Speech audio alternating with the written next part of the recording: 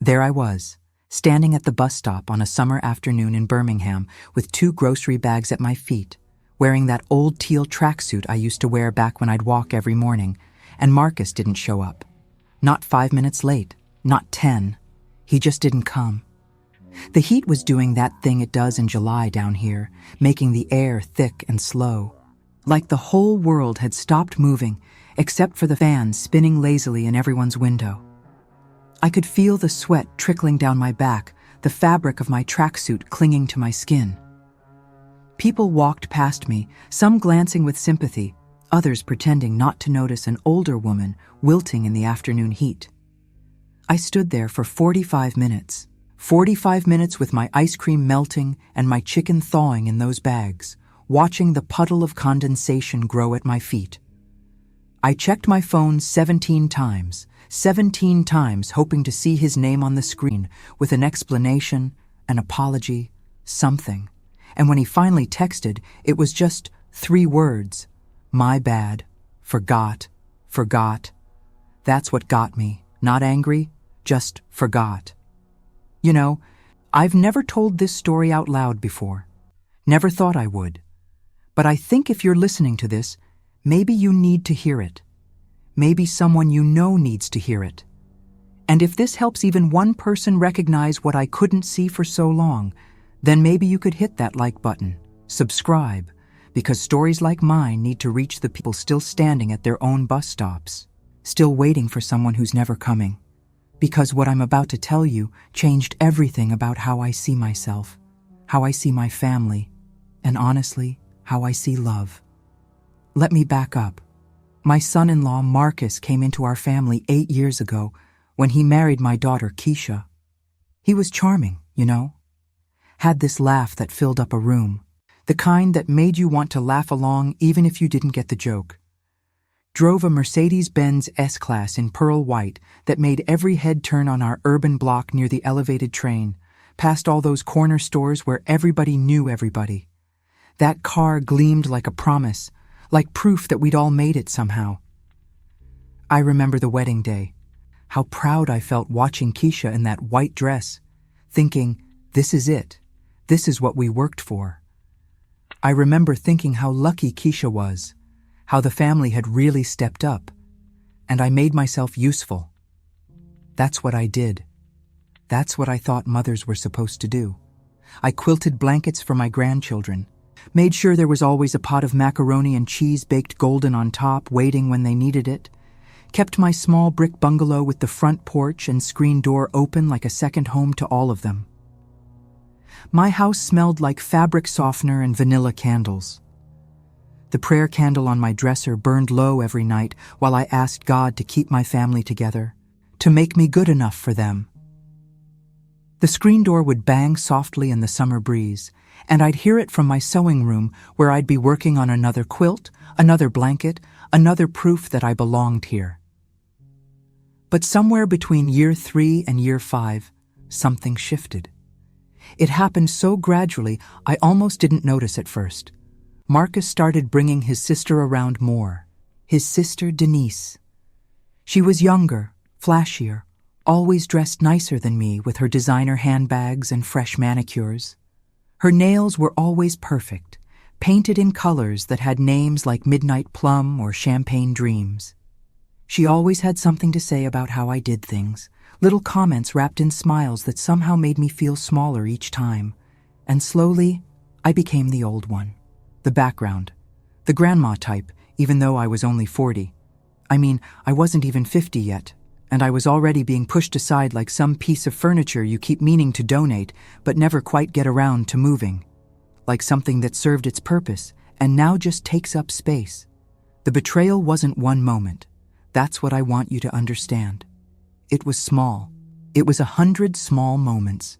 It was Marcus stopping by my house less often. It was Keisha mentioning that Denise was the one organizing family events now.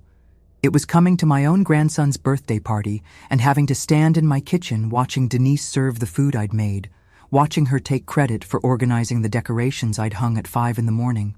But here's the thing that really got me. I stayed quiet. I stayed loyal. I kept showing up. Why? because I believed that's what family meant, that you sacrifice yourself, that you don't make waves, that keeping the peace is more important than keeping your dignity. That belief held me there like chains, you know? I accepted the insults disguised as jokes. I accepted being excluded from conversations. I accepted watching Marcus treat me with less respect every year while he drove that pearl-white Mercedes like it was a crown, like it proved something about who mattered and who didn't. Chapter 2. I gave up so much. My sense of myself, my confidence. I stopped walking in the mornings because I felt too old suddenly. Like my teal tracksuit was a costume from a life I didn't have permission to live anymore. I stopped speaking up when things hurt me. I accepted humiliation because I thought it was the price of being family. I watched my daughter pull away from me too, following Marcus's lead. And I told myself this was normal. This was loyalty. Let me tell you what sacrifice looked like in my house.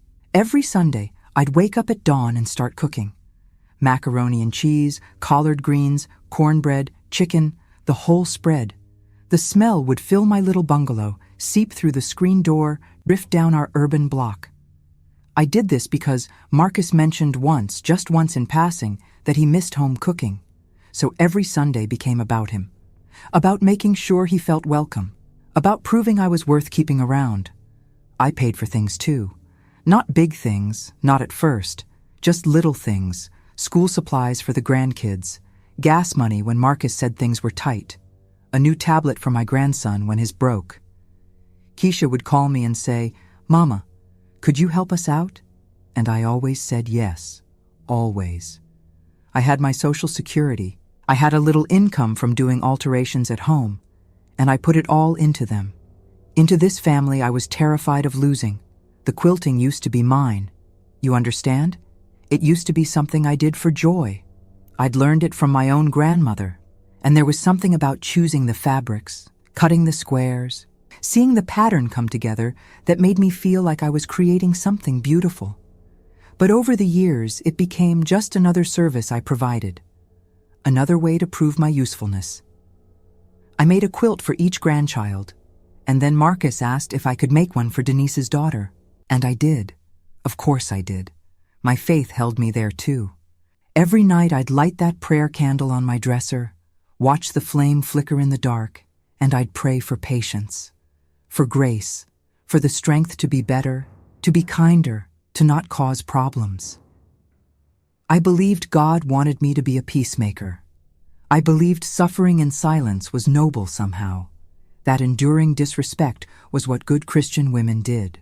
There were moments when I'd catch myself wondering if something was wrong, like when Marcus started calling me by my first name instead of Mama like he used to, or when Keisha stopped asking my opinion about things, or when I realized I hadn't been invited to their house for dinner in 6 months, even though I fed them every single Sunday. But I'd push those thoughts away. I'd tell myself I was being sensitive, that I should be grateful they tolerated an older woman at all, that I was lucky to have any place in their lives. See, that's what this kind of thing does to you. It makes you grateful for scraps. It makes you believe you don't deserve a seat at the table, even when you're the one who built the table. The memory that haunts me most is from my grandson's 8th birthday.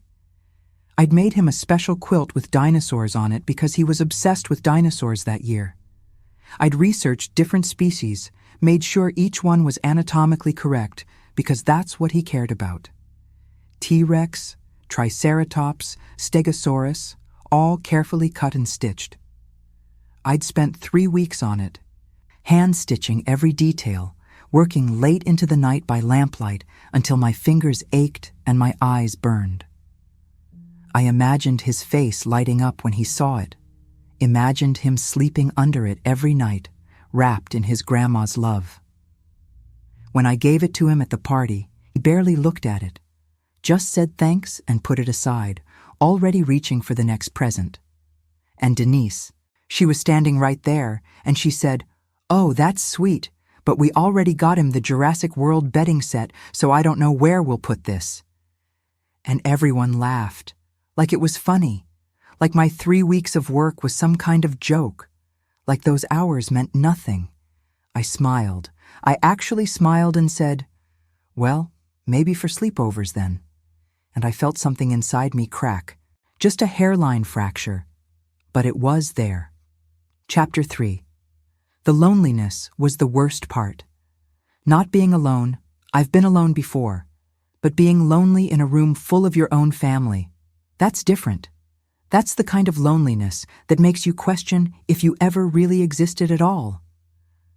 My 40th birthday came and went. No call from Keisha. No text from Marcus. The grandkids didn't even know it was my birthday. I sat in my bungalow with the fan spinning overhead, the summer heat pressing down on everything, and I ate a slice of store-bought cake by myself. Chocolate, because that's what I like, though nobody had ever asked. I'd bought it 3 days earlier, hoping someone might remember, might surprise me. It had sat in the refrigerator with those 3 days of hope slowly deflating. The prayer candle burned low, the wax pooling at the bottom of the glass. I didn't even pray that night. I just sat there in the dim light, listening to the neighborhood sounds through my screen door, the distant laughter of families having dinner together, living the life I thought I had. 2 weeks later, I got sick. Nothing serious, just a bad flu, but I was in bed for 4 days. Fever, chills, couldn't keep food down. I didn't call anyone because I didn't want to be a burden. On day 3, I managed to text Keisha. Not feeling well, might miss Sunday dinner. She replied 6 hours later. Okay, feel better. That was it. No offer to bring soup, no check-in, nothing. And I told myself it was fine. She was busy. Marcus was busy. Everyone has their own lives. But here's what I couldn't stop thinking about. When Denise had the flu last year, Marcus drove her to urgent care, Keisha brought her groceries, the whole family rallied. When I got sick, I got 2 words. Feel better. The betrayal wasn't just being replaced, it was being erased. It was existing in this strange space where I was expected to show up, to serve, to provide. But I wasn't allowed to need anything back. I wasn't allowed to be human. Small clues started connecting in ways I couldn't ignore anymore. Like how Marcus would change the subject whenever I mentioned needing help with something. Or how Keisha had slowly stopped telling me about family plans until the last minute, if at all. Or how, at gatherings, I'd notice people talking in low voices that would stop when I walked into the room. One afternoon in late August, my sister Denise, different Denise, not Marcus's sister, came over with a box of old family photos she'd found while cleaning out her garage.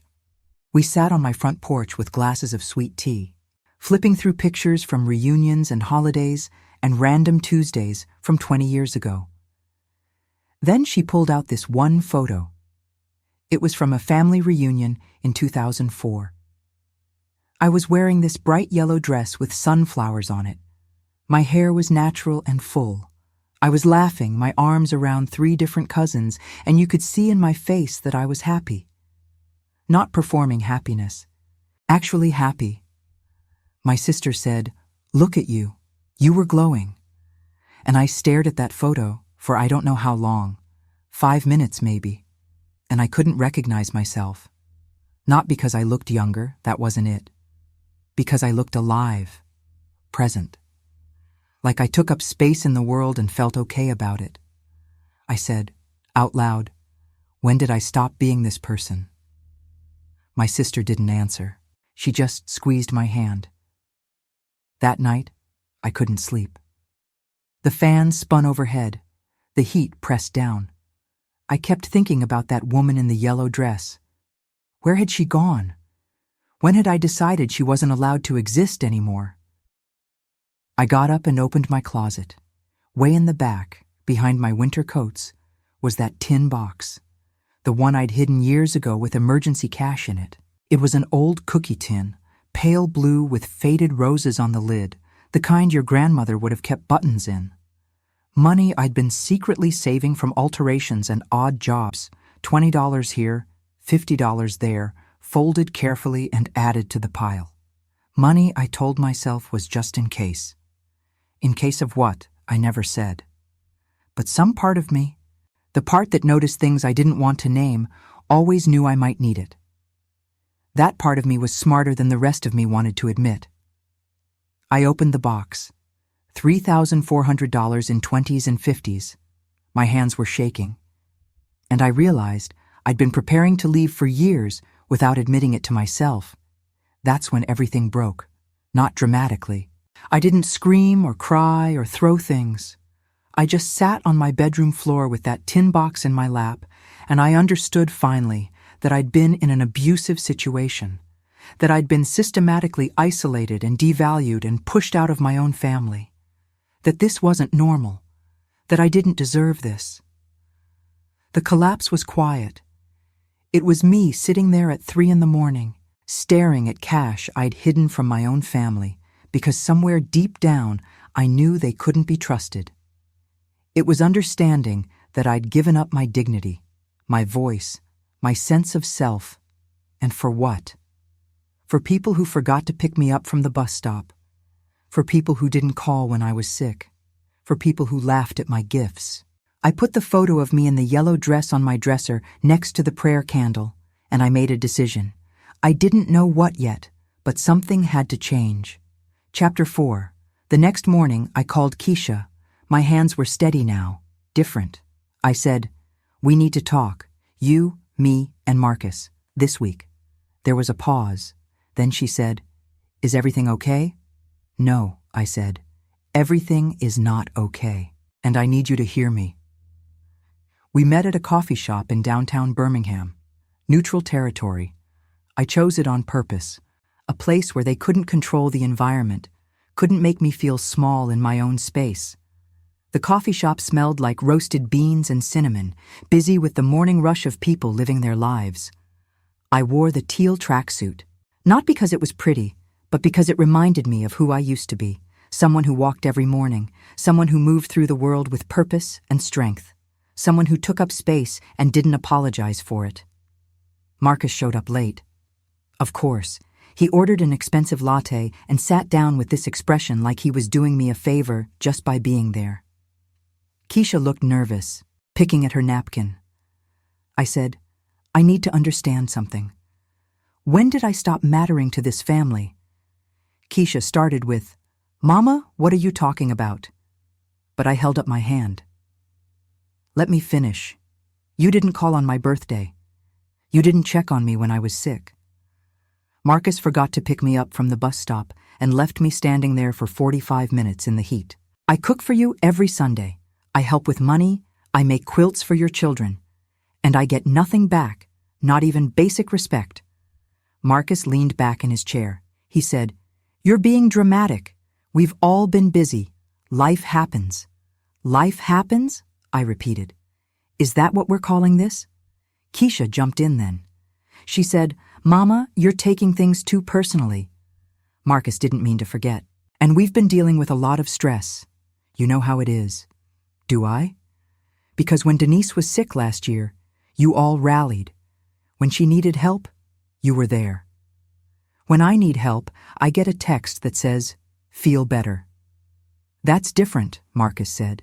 "Denise has kids to take care of." I looked at him, and I said, "So do I. I have grandchildren.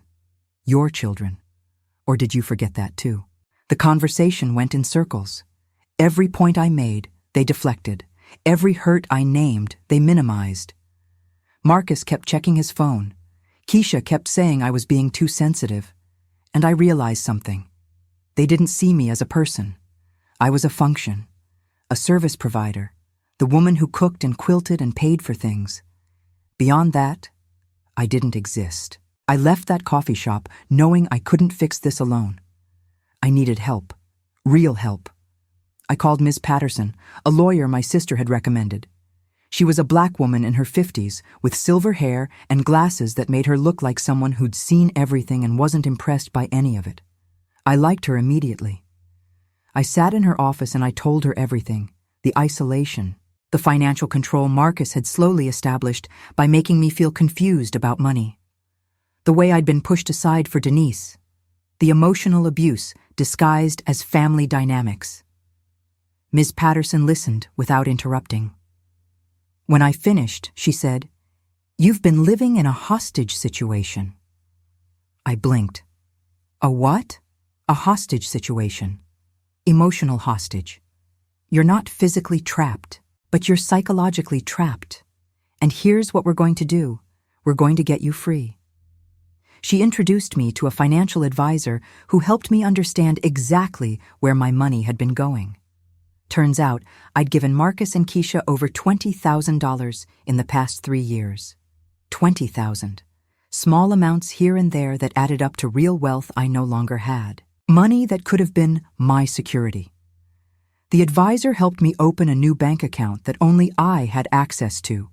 She helped me understand my Social Security benefits and what I was entitled to. She helped me see that I had more resources than I thought, including that tin box. Ms. Patterson also connected me with a therapist who specialized in family estrangement. Her name was Dr. Williams, and she was the first person who told me that I wasn't crazy, that my feelings were valid, that I had the right to set boundaries, that love shouldn't hurt this much. Over the next month, I started building something. Not a case exactly, but an understanding, a plan. I wasn't ready to cut anyone off, not yet, but I needed to know the truth. I needed to see who they really were when I stopped being useful. Dr. Williams said something that stuck with me. She said, "Sometimes the people who claim to love you are really just people who love what you do for them. And the only way to know the difference is to stop doing things and see if they still show up." So that's what I decided to do. Create a test. See if my family loved me or just loved my labor. Chapter 5. The first thing I did was cancel Sunday dinner. Just stop doing it. No announcement, no explanation. When Keisha called to ask what was for dinner that week, I said, "Nothing, I'm not cooking this Sunday." There was silence. Then she said, "Why not?" "Because I don't want to." Another silence. "Are you okay?" "I'm fine. I'm just not cooking." She hung up, sounding confused. The next Sunday came and went. No one called to check on me. No one asked if I needed anything. They just found somewhere else to eat. That told me everything. The next thing I did was stop offering money. When Keisha called about the grandkids needing school supplies, I said, "I can't help this time." When Marcus texted asking if I could cover gas for the week, I didn't respond. When my grandson's tablet broke again, and Keisha hinted I should replace it, I said, "No. Just no. No explanation. No apology. Just no." The responses were immediate and harsh. Keisha called me selfish. Marcus said I was turning my back on family. They didn't ask why I'd changed. They didn't ask if I was okay. They just got angry that I'd stopped performing my function. But here's what happened that changed everything. I did the liberation symbol. I canceled a commitment I never wanted in the first place. Keisha had signed me up, without asking, to watch the grandkids every Thursday evening so she and Marcus could have date night. I'd been doing it for 2 years, every Thursday, 7 to 10 at night. The kids would come over, and I'd feed them and entertain them and put them to bed. And I'd never said no, because I thought that's what grandmothers did. But one Tuesday, I called Keisha, and I said, "I'm not available for Thursdays anymore." "What?" "Why not?" "Because I have other plans." "What plans?" "That's my business." She got angry.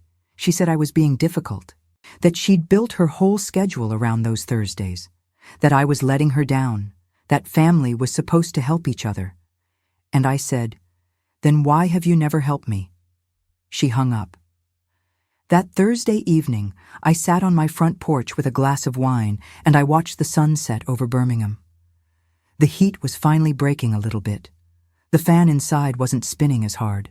The prayer candle on my dresser had burned all the way down, and I hadn't replaced it yet. I felt free for the first time in years. Not happy exactly. Free. There's a difference. Ms. Patterson had also helped me do something else, something legal and symbolic. I'd been letting Marcus handle some paperwork for me, financial stuff that I didn't fully understand. She helped me take it all back. Every document, every account, every piece of paper that had my name on it. I went to the bank, I went to the Social Security office, I made sure everything was in my name and my name only. When Marcus found out, he called me screaming, called me paranoid, called me ungrateful, said I was treating him like a criminal. I said, "If you're not doing anything wrong, then this shouldn't be a problem." He sputtered. He threatened. He said I was destroying the family. And then he said something that confirmed everything. "You're going to end up alone. No one's going to want to deal with you if you keep acting like this." And I said, "Good. Then I'll know who actually loves me." That night, I had my first full night of sleep in years. The kind of sleep where you wake up and you don't immediately feel dread. The kind of sleep that comes from knowing you did the right thing, even if it was hard. I started doing things for myself, small things. I bought a new quilt pattern I'd been eyeing for months, one that wasn't for anyone else, just for me. I called an old friend I hadn't talked to in years because I'd been too busy serving my family. I walked in the mornings again, wearing that teal tracksuit, feeling my body move through space, feeling alive. The tin box sat on my dresser now, not hidden. A reminder that I'd known, somewhere deep inside, that I needed to protect myself, that I'd always been smarter than I gave myself credit for. Chapter 6. 3 months later, Marcus and Keisha invited me to a family celebration, their anniversary party. 10 years married.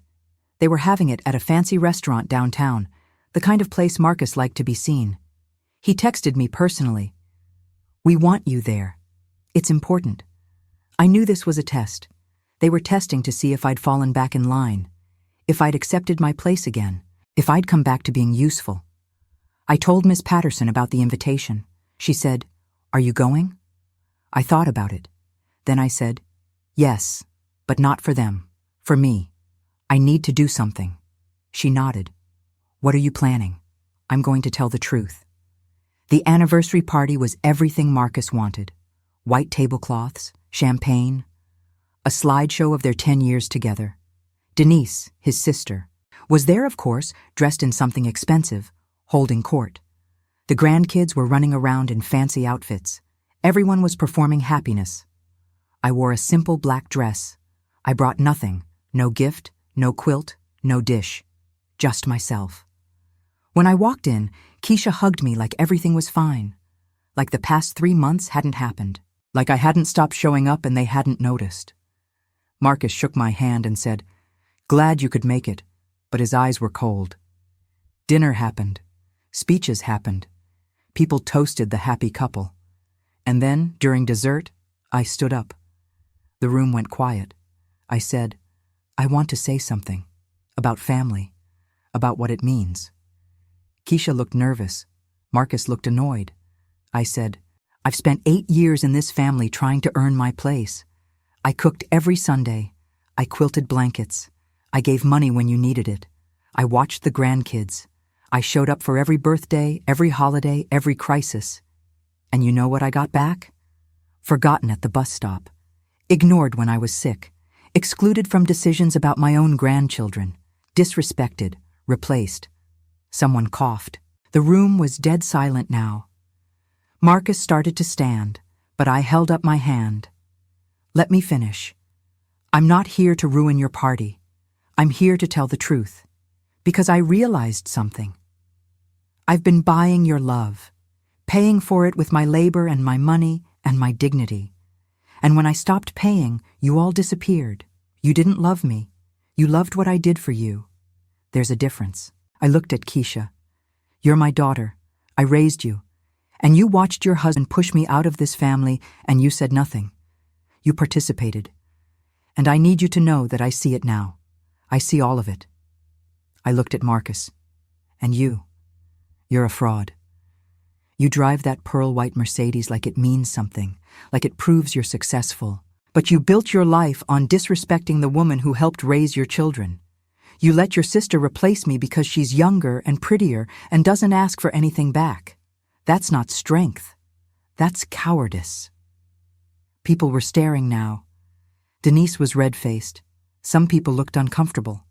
Others looked like they were connecting dots they'd been ignoring. I said, "I'm done. I'm done performing. I'm done shrinking. I'm done pretending this is normal. I'm done earning my place in a family I helped build. From now on, if you want a relationship with me, you earn it. You show up, you respect me, you treat me like a human being. Otherwise, we're done. I walked out. I didn't wait for a response. I didn't look back. I walked out of that restaurant into the Birmingham evening, and I felt 10 pounds lighter. My phone started buzzing immediately. Texts from relatives, some supportive, some horrified, some asking what had happened. Marcus sent a long, angry message calling me vindictive and saying I'd embarrassed him in front of everyone. Keisha called crying, saying I'd ruined their anniversary. I turned my phone off. I went home to my bungalow with the screen door and the front porch. I sat in the quiet. The fan wasn't spinning tonight. The heat had broken for good. It was almost fall now, and I realized something. The confrontation wasn't just about them seeing me. It was about me seeing myself. It was about finally saying out loud what I'd been living with in silence. It was about refusing to be erased. Ms. Patterson had told me that setting boundaries would feel cruel at first, that people who are used to you having no limits will treat your first limit as an attack. She was right. But she also said that their discomfort was not my responsibility, that I was allowed to take up space, that I was allowed to matter. That night, I slept better than I had in a decade. Chapter 7.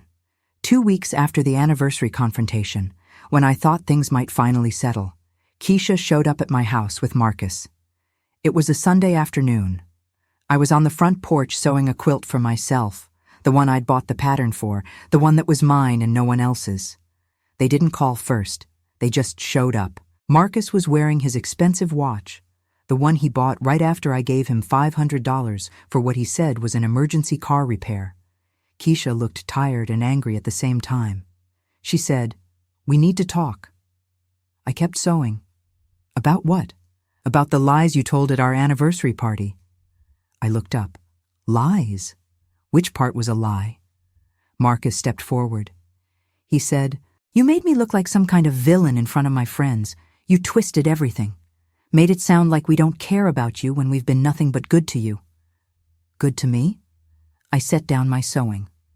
"You forgot me at the bus stop for 45 minutes in the summer heat. You ignored me when I was sick. You let your sister replace me in my own family. Which part of that was good?" Keisha jumped in. "Mama, you're rewriting history. We've always included you. You're the one who pulled away. You stopped cooking Sunday dinners. You refused to watch the kids. You got secretive about money. You changed." I nodded. "You're right. I changed. I stopped letting you use me." That's when Marcus pulled out papers, copies of receipts. He spread them on my porch railing. He said, "You want to talk about money?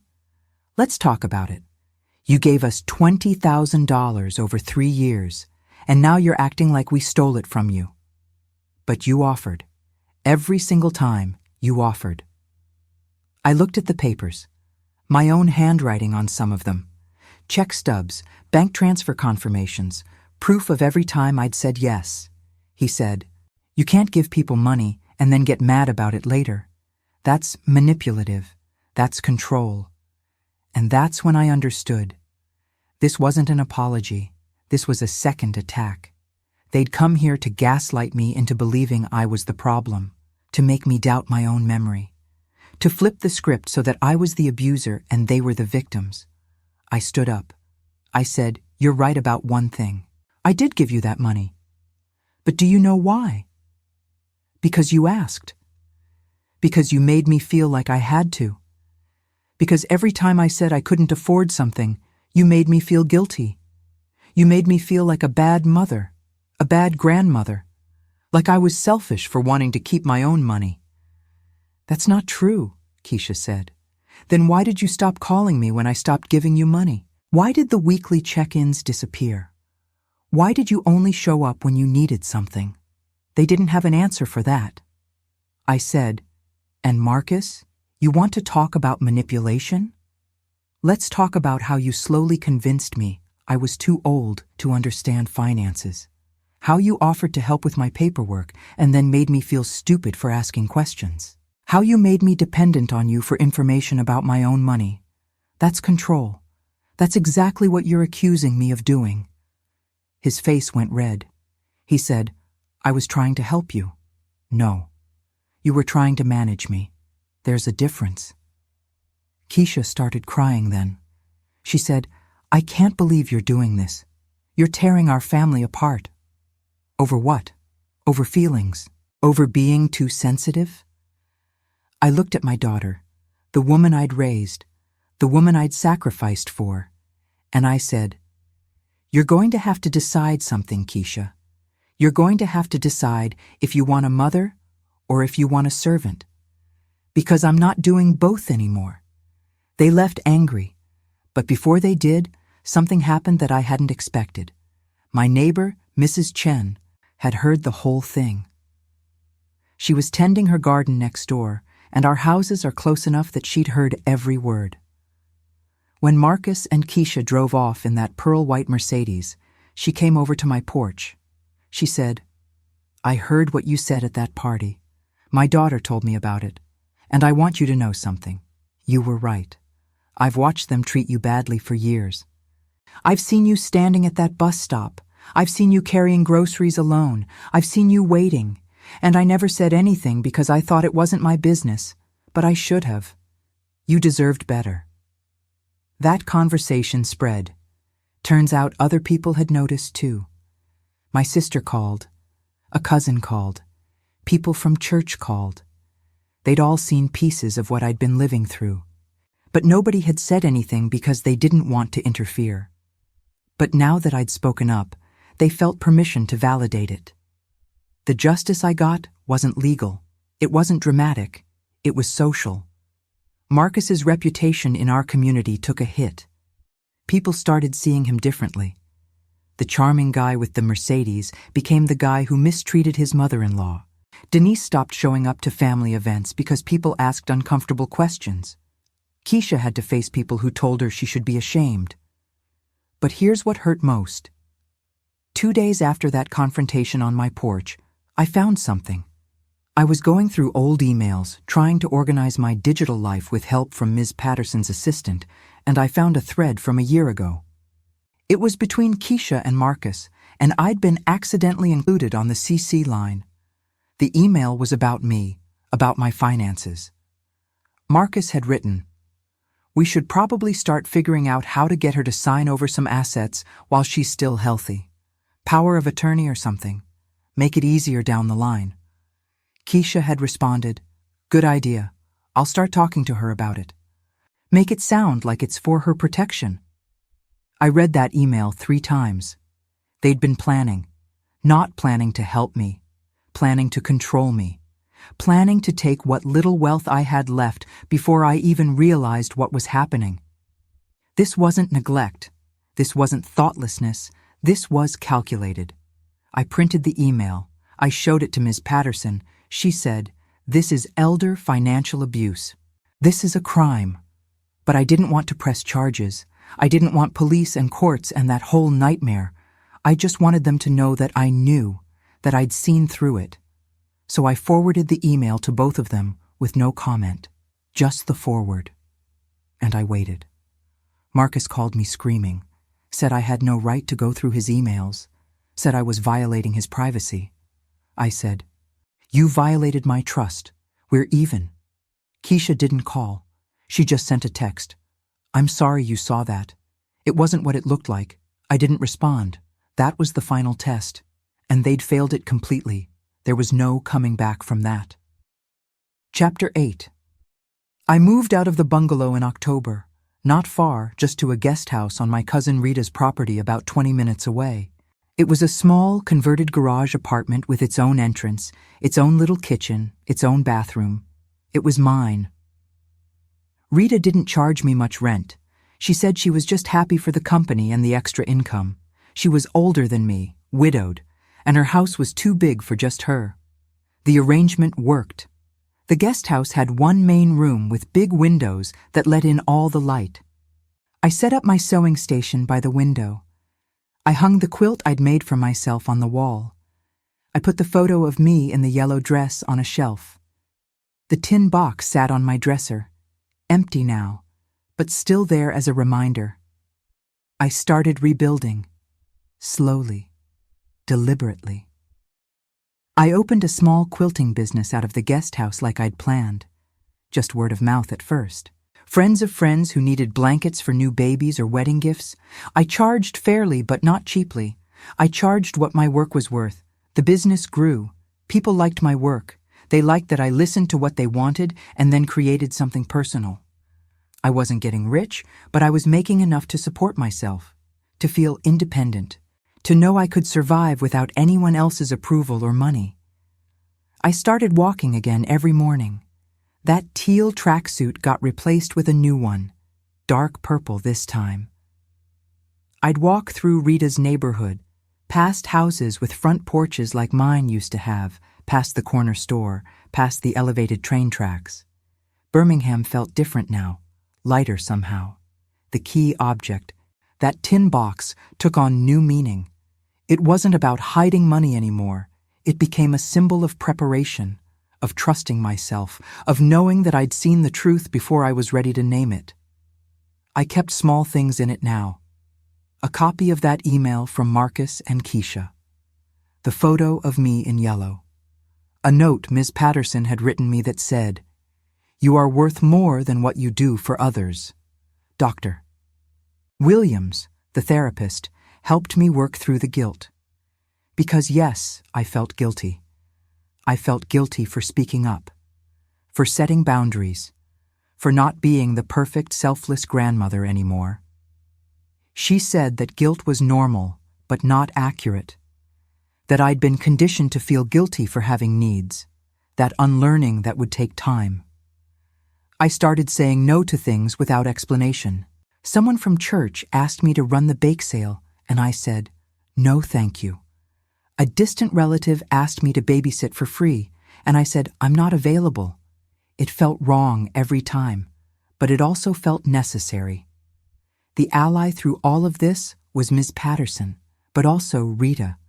My cousin became more than just a landlord. She became a friend. We'd sit on her back porch in the evenings and talk. She'd lived through her own version of family betrayal when her kids fought over her late husband's estate. She understood. She said something once that stuck with me. You can't make people love you right. You can only decide what you'll accept. So I decided I wouldn't accept being treated like furniture. I wouldn't accept being used. I wouldn't accept love that only appeared when I was useful. The grandkids reached out a few times. My grandson, the one who loved dinosaurs, sent me a drawing. It was of a T-Rex, and it said, "Grandma," underneath. I cried when I got it, but I didn't rush back. I sent him a note saying thank you and that I loved him, but I didn't offer to see him, not yet. Not until his parents could treat me with respect. One day in November, I drove past my old neighborhood. I saw the bungalow with the screen door and front porch. Someone else was living there now. I'd sold it to help fund my new life. And I felt nothing.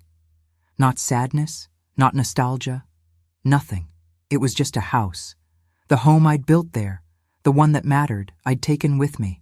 I also did something I never thought I'd do. I bought myself a gift. Not something practical, not something I needed, just something I wanted. It was a necklace, silver with a small bird charm. The bird's wings were spread like it was flying. The lady at the store said it was a phoenix. I wore it every day. The final destination wasn't a physical place exactly. It was this guest house, yes, but it was more than that. It was independence. It was peace. It was waking up and not dreading the day. It was looking in the mirror and recognizing the woman staring back.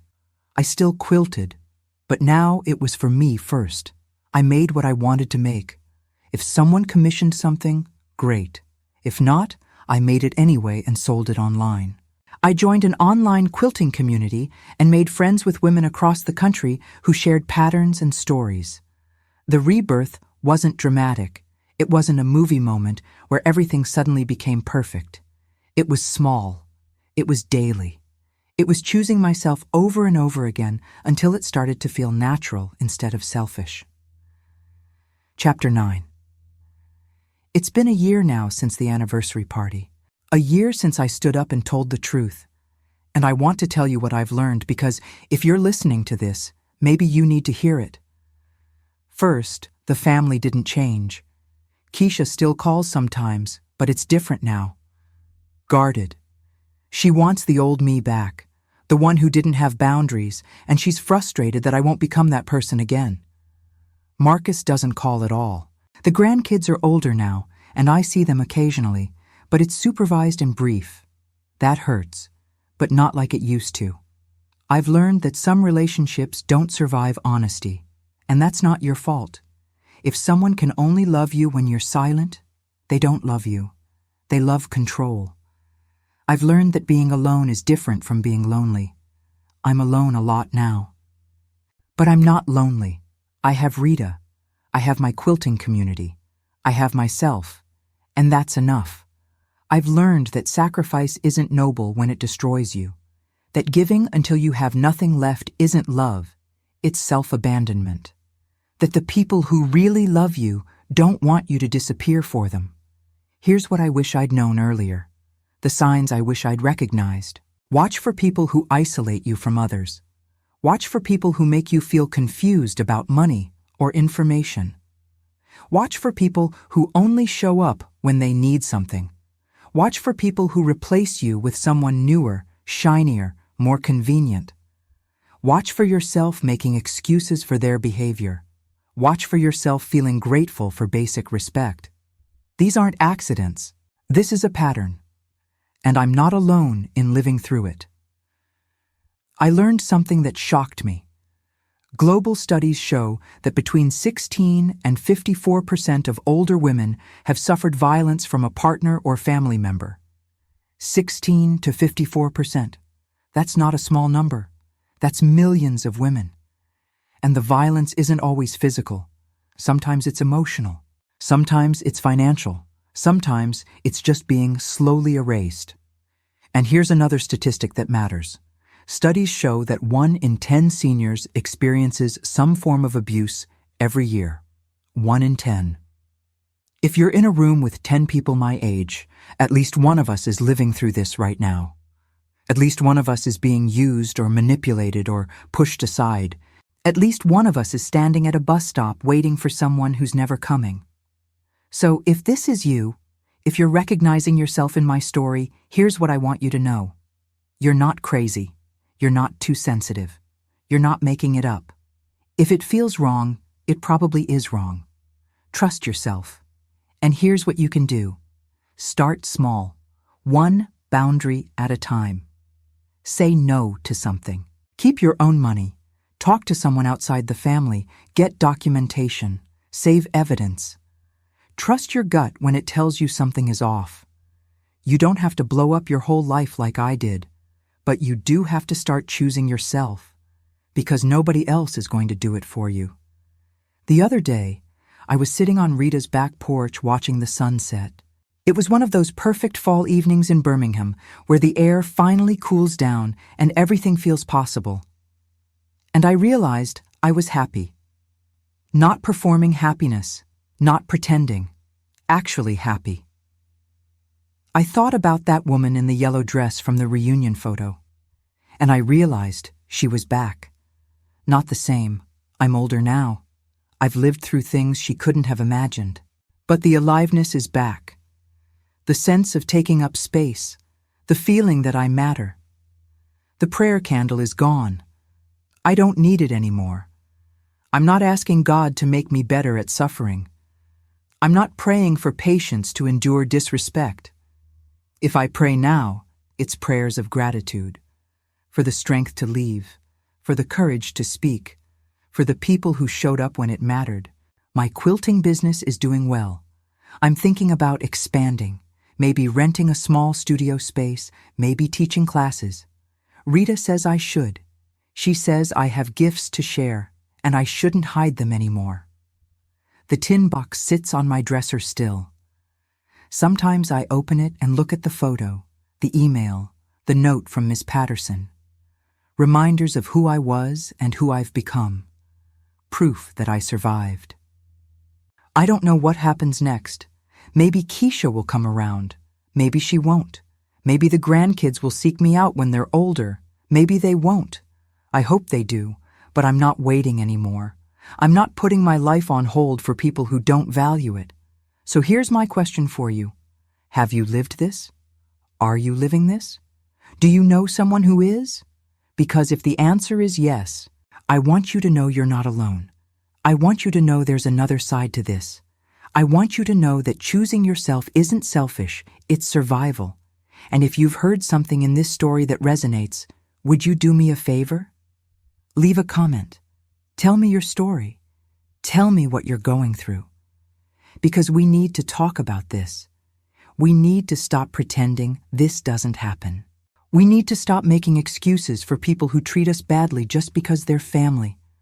Hit that like button and subscribe if this message reached you, because somewhere out there is another woman standing at a bus stop in the heat, waiting for someone who forgot about her, and she needs to hear that she's allowed to stop waiting.